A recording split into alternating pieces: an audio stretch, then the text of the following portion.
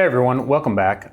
For those of you who haven't been following along, we have been bringing out the 2020 ROI data for big yield in stages, and today we're going to do our final stage.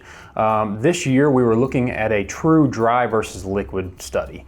And so what we were wanting to do with this study is have the complete access or complete removal of dry in the liquid situation and a liquid only complete removal of dry in another situation, and compare those head to head.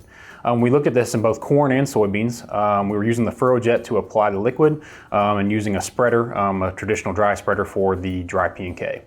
So let's dive into some of the results. Some of the results from the corn. We actually did the corn at a 10 gallon per acre rate to simulate 100 of dry. So we ran that side by side. The liquid was put down with the furrow jet. Again, 10 gallon per acre. We didn't run any through the center nozzle, all through the wings. And we used BP In-Furrow, one of Big Yield's staple in-furrow products. And then ran that against a local dry that we got from a co-op here close to us. So anyway, some of the results from that was we had yield at 174.8 bushel per acre on the liquid at 10 gallon. The comparable dry program, we ran at yielded back at 161.9 bushel per acre. So the comparison of these two revenues, first let's look at cost. The cost on the liquid program was about $84 per acre. The cost on the dry program came in a little bit cheaper, $65 per acre for the product itself, about $5 an acre for application cost. This gave us a total revenue based off the bushels that we had on the liquid program at $658.90, and on the corn program it came in at $618.09. This is about a 12.9 bushel difference between the two, with the liquid program out yielding the dry program on corn by $40.82 an acre. Really good ROI, had a really great response. I think there was a big aspect of putting that P&K to where it was directly available to the plant. Ended up having a big difference this year. Next, let's look at the soy.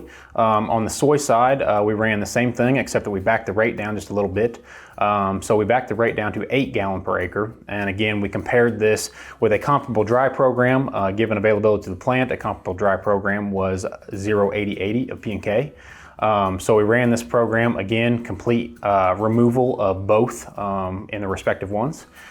So on soybeans, our cost per acre was about $67 an acre on the liquid program. The dry program was about $52 an acre for the dry product, and then about $5 an acre again for application.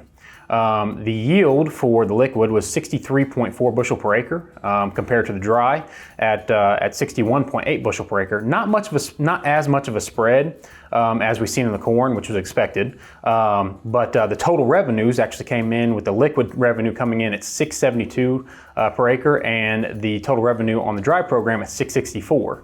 About a 1.6 bushel difference per acre, with a revenue difference of $8.47 an acre.